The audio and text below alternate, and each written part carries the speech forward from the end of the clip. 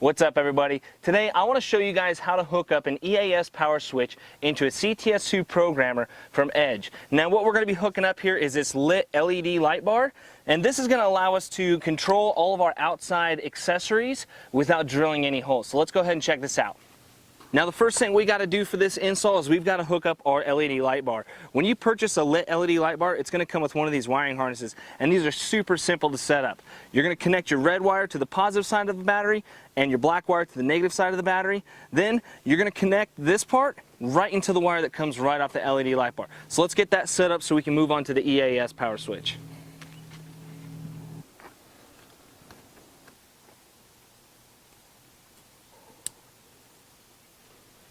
Now that we've got the light bar connected to the battery, let's go ahead and start on the EAS power switch. Now for the EAS kit, this is the cable that we're going to want to use to hook up to our cable coming off the OBD2 port going to our programmer.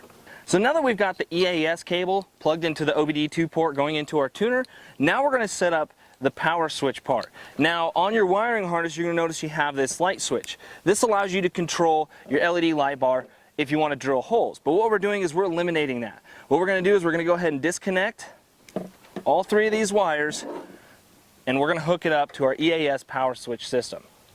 Now the cool thing about the EAS power switch is that you have one cable coming off your OBD2 port, but you can actually stack multiple EAS power switches to control different accessories.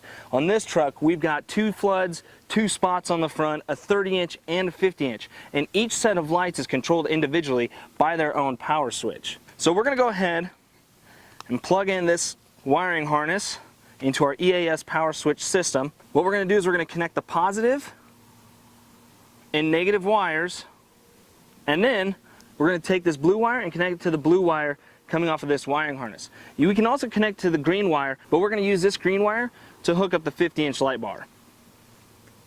Now it's time to set up our switch display. What we're going to do is we're going to go ahead and press our switch, select new switch, EAS Switch 2 blue. Now the reason why we're doing blue is because that's the wire we hooked it up to.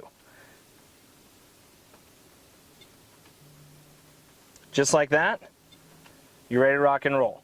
The cool thing about the EAS system is it eliminates the need to drill into your dash. Another cool feature is that you can stack multiple switches to have everything controlled from right inside your cab. To find out more, go to edgeproducts.com.